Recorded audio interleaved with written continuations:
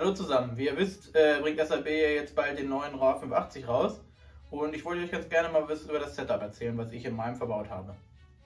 Dabei möchte ich zum einen einmal auf die Mechanik zu sprechen kommen und natürlich auf mein Setup, was ich hier verbaut habe und ein, zwei Besonderheiten, die ich zum Beispiel auch in der Viba sowie im YGE Setup am Computer dann eingestellt habe. Kommen wir also erstmal zur Mechanik selber. Der größte Unterschied ist offensichtlich im Gegensatz zum RAW 700, dass man hierbei die Haube abnehmen kann.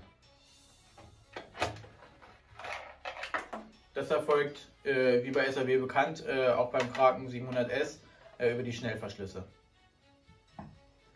Wie ihr sehen könnt, ist die Haube von beiden Seiten unterschiedlich farbig, was ich persönlich ziemlich cool finde, da man so einen ganz coolen Look erfinden kann und auch mit den Stickern, wie ich sie hier angebracht habe, auch ein bisschen rumspielen kann. Im Baukasten befinden sich 5 verschiedene Stickerfarben, die ihr selber benutzen könnt. Zur Auswahl stehen einmal Orange, Gelb, Blau, Grün und Weiß. Jetzt möchte ich euch einmal meine Komponenten erklären, die ich verbaut habe. Offensichtlich das V-Stabi Neo, ganz klar, in Kombination mit den X20 Servos, mit den neuen V8 2208. Xnova 4025 1120 kV in Kombination mit dem 21er Ritzel, 7S OptiPower 5000 mAh und den Saphir 155 A. Ich habe mich für ein 7S Setup entschieden, da es letztendlich doch 300 Gramm leichter ist als ein 12S Setup, aber immer noch mehr Leistung bringt als ein 6S Setup.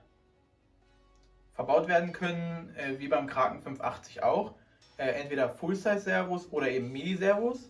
MIDI-Servos werden standardmäßig verbaut, für die Full-Size-Servos braucht man eben die optionalen Halter, die es natürlich im Shop zu kaufen gibt.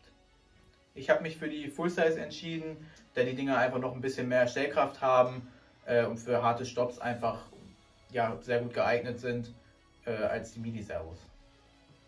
Warum ich mich für den YGE entschieden habe, ist der verbaute Ampere-Limiter, den wir später über der Computersoftware noch einstellen können. Der sorgt eben dafür, dass ich mir nicht meine kompletten Komponenten grille, wie den Motor sowie den Akku, weil sonst die Ströme ohne Ende in die Höhe gehen würden. Wie in all meiner Helis habe ich natürlich noch einen kleinen OptiGuard unten drunter mit verbaut, um einfach Puffer zu haben, falls mal irgendwas mit dem BEC falsch läuft, der Akku sich entsteckert oder sonst irgendwas. Ich möchte euch jetzt einmal zeigen, was ich so eingestellt habe in der Viba, und dafür habe ich jetzt einfach mal den Akku angesteckt und wir gehen das Ganze mal durch. Kommen wir zu den Rotorkopf-Einstellungen. Ich habe mir ein bisschen Expo reingedreht, das ist einfach persönliches Empfinden natürlich. Die Wendigkeit auf 120, Empfindlichkeit auf 60, das tendiert natürlich, welche Servos man verbaut hat, welche Servohörner und so weiter. Style auf 75, Leichtigkeit habe ich in meinem Fall keine eingestellt, ich mag das bei größeren Helis einfach nicht so gerne. Genau, Paddelsimulation mache ich grundsätzlich immer raus.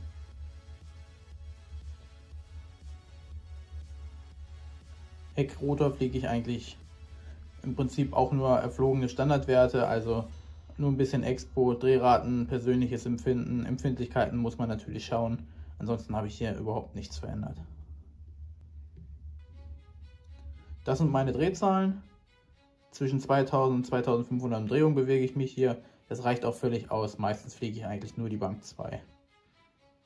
Den Governor ist einzustellen, wie es natürlich auf der Viba-Seite steht. Das ist jetzt zu ausführlich, um das zu erklären. Das sind meine erflogenen Werte, die kann man grob übernehmen. Praktischerweise muss man das natürlich erfliegen.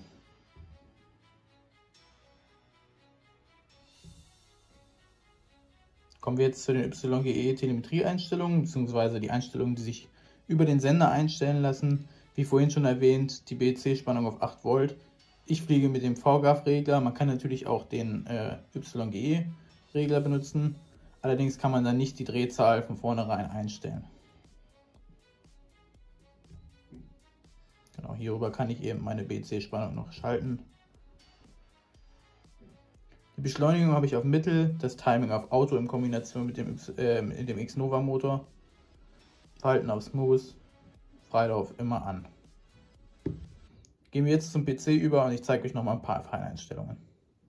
Im Prinzip habe ich nichts großartig verändert. Ich stelle im Vorhinein natürlich hier den externen Governor erstmal ein, dass ich halt mein VGAF benutzen kann.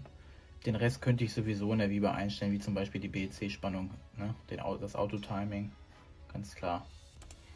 Die einzige Besonderheit, die ich jetzt eingestellt habe, war bei mir, dass ich im Gegensatz zu, ich glaube 230 ist standardmäßig eingestellt beim Saphir 155, ich bin auf 180 Ampere runtergegangen. Das regelt mir eben die maximalen Peaks ein bisschen raus und ich entlaste dadurch meinen Akku, meinen Regler, meinen Motor, das ganze System einfach. Das Ganze merkt man nicht deutlich, das wird schön runtergeregelt und stört überhaupt nicht im Flug. Es ist einfach ein Riesenvorteil von diesem Regler. Die Telemetrie habe ich auf Mikado gestellt, dass ich eben meinen Akku auswählen kann und die Temperaturüberwachung ganz normal habe. So, das war es im Groben und Ganzen. Erstmal zu meinem Setup, zu meinen Einstellungen. Wenn ihr natürlich irgendwelche Fragen oder sowas habt, könnt ihr mich gerne auf Facebook oder Instagram kontaktieren oder natürlich persönlich auf dem Flugfeld einfach mal fragen. Ansonsten war es das und bis zum nächsten Mal.